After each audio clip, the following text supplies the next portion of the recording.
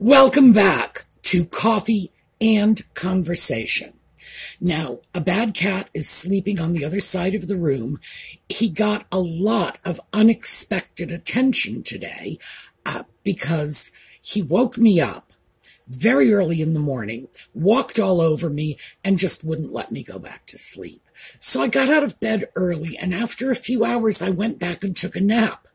Well, hey, I'm in the bed. What an opportunity for the cat. So he crawled into the bed with me, got even more cuddle because that's what he wanted in the first place.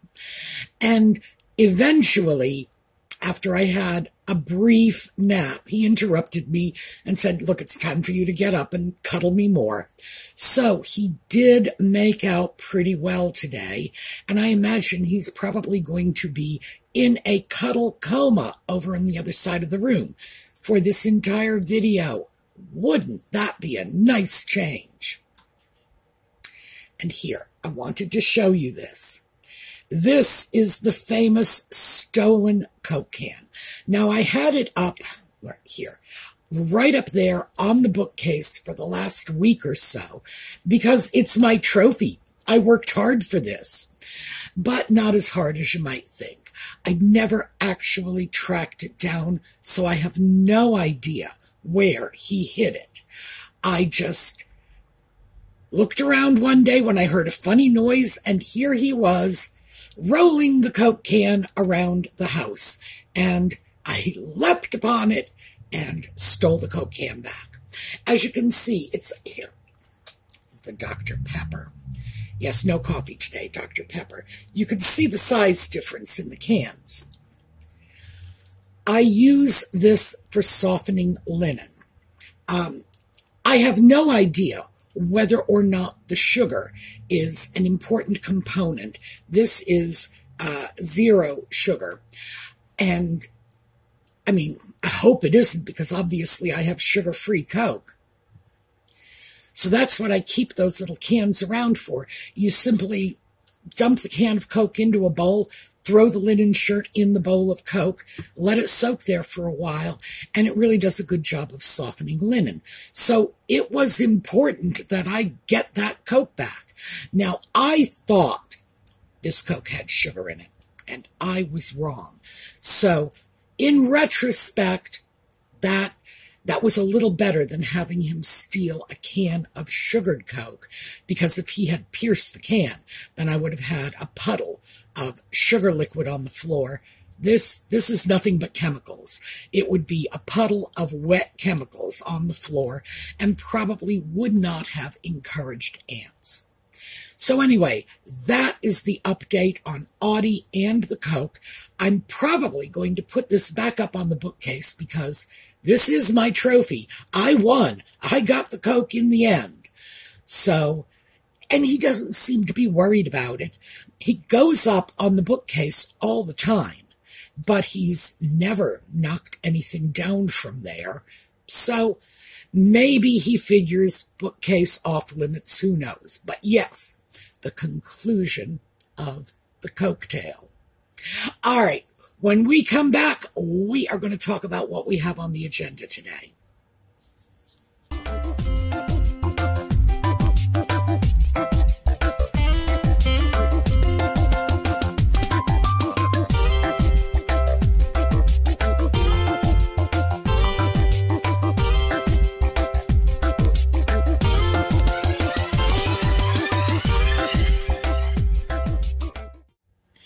So I suppose some of you are probably a little confused by the title of this video, and it is Cleaning and Alligators. Some of you, however, will remember that I've talked about the fact that I get very easily distracted when I'm doing projects, and years ago, when I was actively in social service, my boss handed me a poster. Now, I can't find the exact poster, but they're still making them, so I'm going to show you a modern equivalent. Here you go. This is basically what our job was like.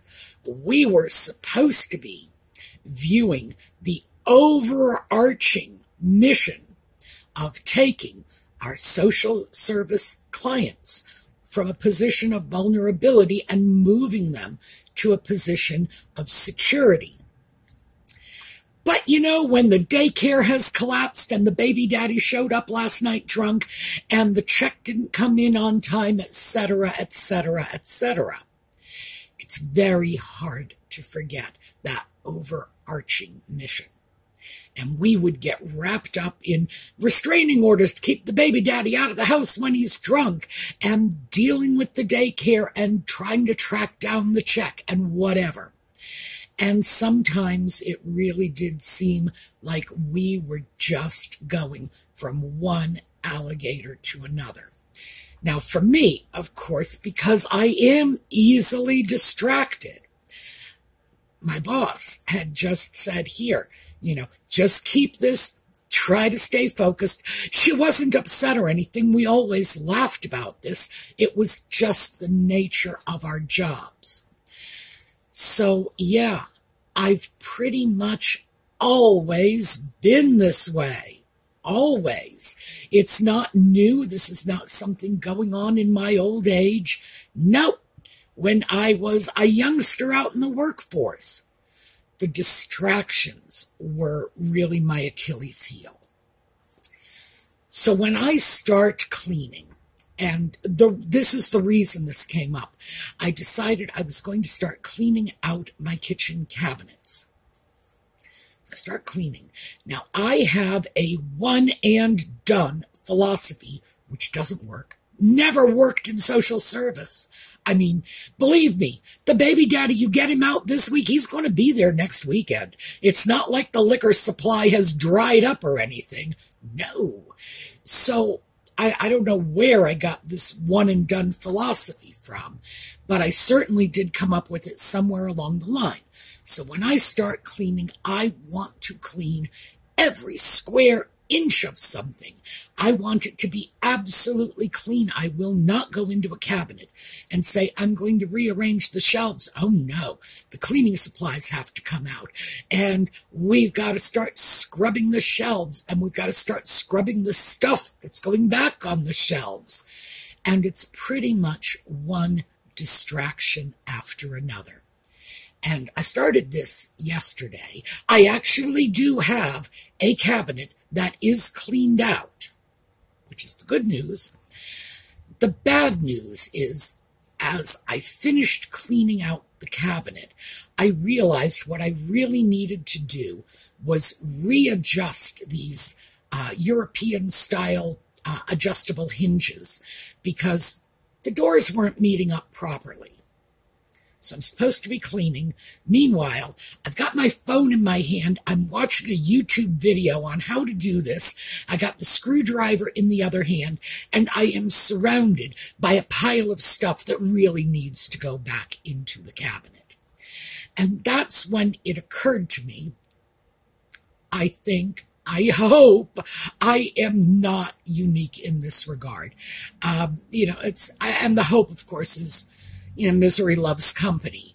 Company does not love misery, by the way. So even though I'm hoping some of you can relate to this, I am quite certain most of you are hoping that you can't.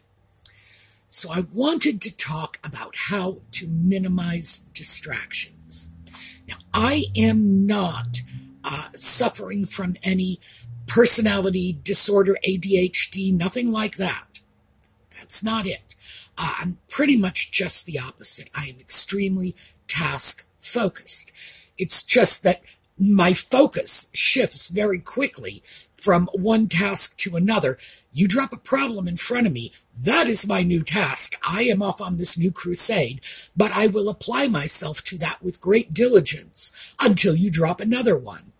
So I don't have any excuse. A lot of people do have a legitimate medical excuse for this. They have attention deficit issues. I don't. I am just not doing this properly. I am allowing myself to be distracted, and there's nothing I can fall back on. There's no cloak of medical diagnosis that I can wrap myself in.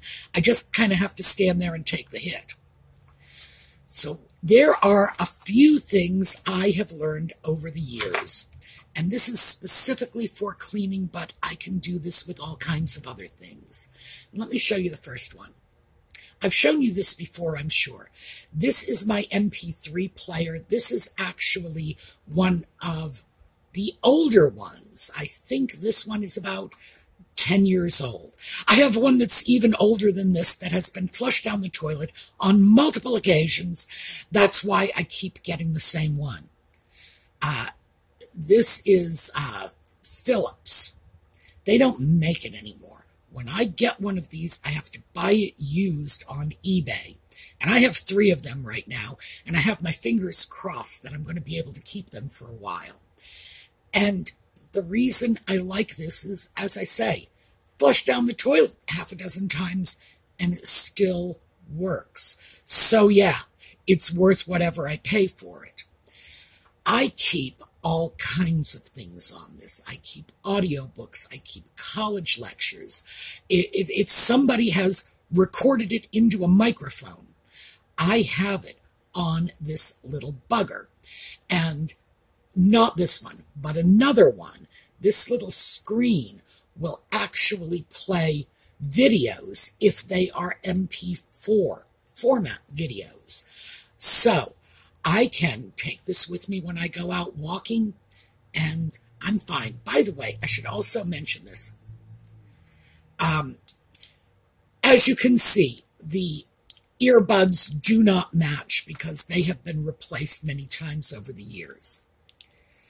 This is what I do with the earbuds. I separate them, tie it in a knot, and then this one. And that's the only one I use. I never use 2 earbuds at the same time. Because if I'm out walking, I need to know what's going on in the street around me, even though I want my attention engaged constructively somewhere else. I don't want to just be wandering around the streets, letting my mind wander along with my feet, because I'm not at all sure where I'll end up if I do that. So I actually use it when I'm cleaning, when I'm walking, if I go to the store, doing grocery shopping, whatever, I get bored, there it is. And as I say, I have 3 of them. And I keep a wide assortment of material on them. College courses in linguistics, I'm trying to follow one on genetics now, which is not going well. I keep every novel Jane Austen ever wrote, including the ones that she never finished. All kinds of stuff. Just something that I can pick up, engage my brain, so that I am less prone to distraction from whatever else is going on there. So, cleaning, very valuable. A couple of other tips. I will turn off my phone or stick it on silent mode or vibrate mode or whatever. I'm not even sure how many modes my phone has, but I can turn that ringer off, and I will do it. No calls, no texts. I never actually turn my computer off unless I have to. I know that sounds a little weird, but many, many years ago, this is back in the 1980s when computers pretty much looked like this. I had a very good computer repair tech at the time who told me that it was a good idea not to turn my computer on and off all the time, because those big old massive 1980s computers, it took a lot of power to turn them on, turn them off. A lot of the memory was wrapped up in rebooting the system, and he said mechanically those switches can wear out faster than you would realize. So this is a very old 40-some-year-old habit I have of just never turning the computer off, It's on, it stays on. But I will drop the top of my laptop, just that's it, and let it go to sleep for a while. Mostly because I do not need the distractions. Oh my gosh, I do not need the distractions. And these are some of the ways I can let technology either actively help me or stop hurting me. In the case of the MP3 player, the technology helps. In the case of the phone and the computer, shutting them down keeps them from interfering. Couple of other things, because I'm just going to go through the list as it occurs to me. I try very hard to pre-plan a cleaning time, rather than just getting up in the morning and saying, oh, I think I will clean this now, without any concern about whether or not I have to be going out in half an hour and will have to stop the cleaning project and leave mess all over the place. That's never a plan, by the way. I told you this stuff from the cabinet I cleaned out. Some of it got put back, not all of it. The part that did not get put back was Audie's cat food. So he now sees his cat food out in a large tub on the kitchen floor. Now it's all in containers and so on. It's not like it's just loose cat food on the kitchen floor. But that troubles him. He does not like seeing his cat food all over the place like that. And I think that may be what led him to that unusual cuddle state he got himself into in the last 24 hours. That's what happens to me. If I just randomly start cleaning and something else comes up, I'm forced to walk away from it. And when I go back to it, usually it's more of a chore. Cleaning a cabinet that's already semi-organized and kind of semi-clean, at least the stuff is in the cabinet. By the way, in my house, that's the definition of semi-clean. Is the stuff in the cabinet? Can I close it behind a door? So if I can, yeah, we're doing good. That's a little better than having to go out, for some prearranged assignation. Doesn't that sound romantic? Usually it's like Jane and I are going to go take a walk or something. It's nothing that really warrants the title of assignation, but it does make me feel a little more elegant. Come back, and I'm coming back to this big mess, and that I find psychologically debilitating. It would be so much better to come back to the situation before I created the mess of cat food in a tub in the middle of the floor and a cat pacing around saying, what's going on here? I eat this stuff. How can you just leave it out like this? So I tend to choose my times carefully.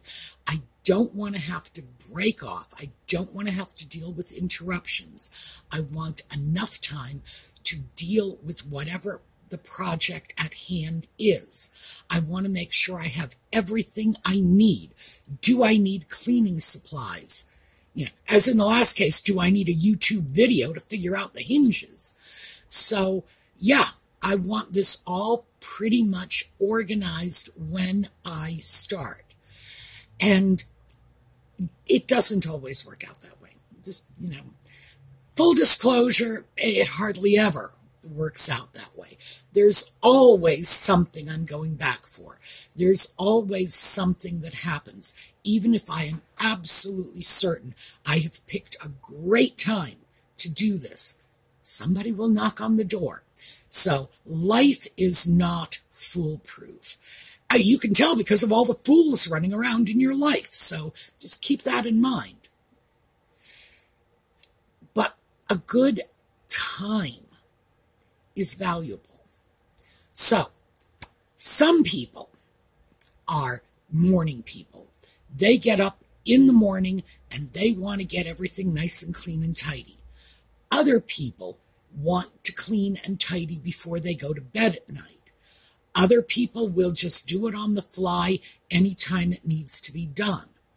But if you are a morning cleaner, then schedule your cleaning in the morning, by all means. If you are an evening cleaner, schedule it in the evening, by all means. Make sure that everything else you needed to get done during your day has gotten done, and that evening time is there for you to clean out the cabinet, the dresser drawer, a closet shelf, whatever your little mini project is. And remember, I'm a big believer in mini projects. A whole bunch of mini projects eventually leads to a clean environment. So timing can be key. Also, your mood. Now, if there are things that can psych you into a good mood, I do not use this to psych me into a good mood. I use this to distract me. My sister, however, would use whatever, a radio, a television set. I don't know if they still do this, because I haven't had a television set in many, many years. The cable channels often had music-only stations, and my sister would just find a great music channel. She worked best with music. It elevated her mood, and it just helped the process along. Now, if you are like her and you would like to have a bit of music, she's younger than I am. She never really appreciated the up-tempo rock and roll that I grew up with. But if you want to get some nice up-tempo rock and roll and use it to modify your pace, get you going a little faster, fantastic.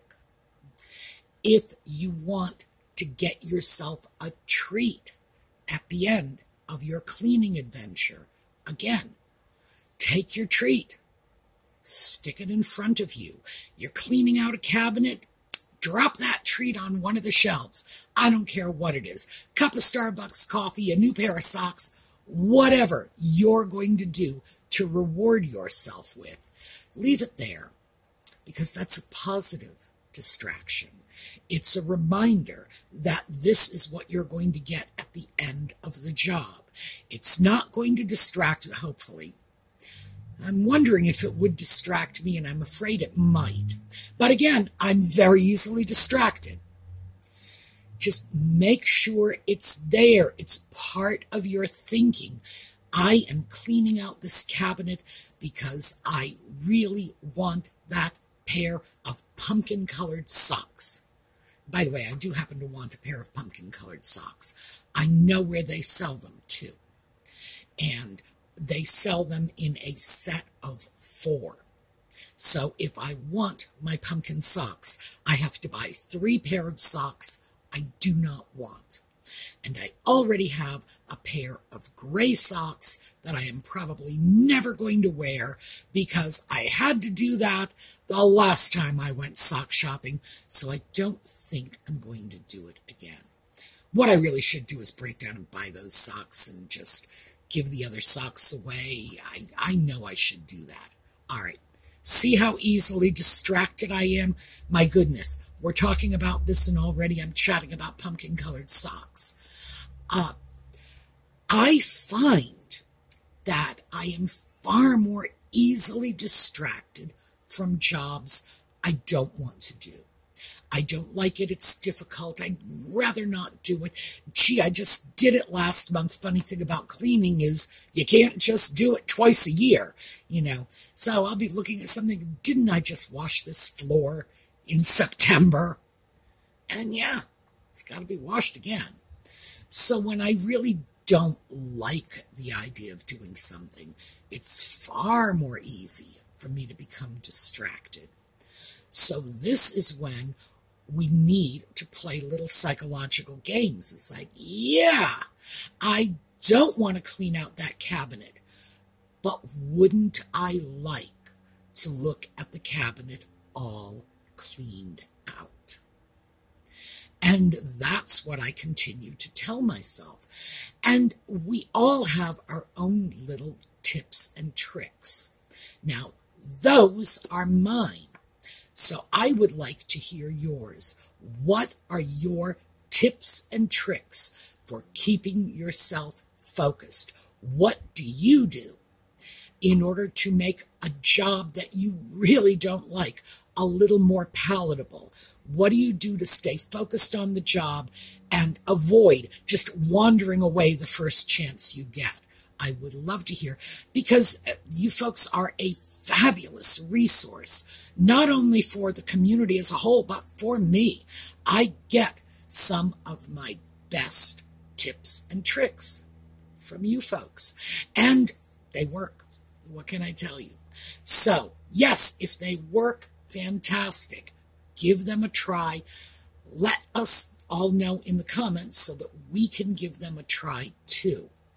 And by the way, I still haven't dealt with those hinges on the cabinet. I've still been trying to figure out that YouTube video. It seemed very clear when I was watching the video, but then when I picked up the screwdriver and started looking at my own hinges, suddenly it wasn't so clear anymore. So I think I might just take the doors off the cabinets and just start from scratch and put them back on again, because that might be easier. But again, that is typical of the way I get distracted. I was supposed to be washing down the cabinet doors. And here I am, already talking about taking them off the cabinet and putting them back on again. So, yeah, bad me.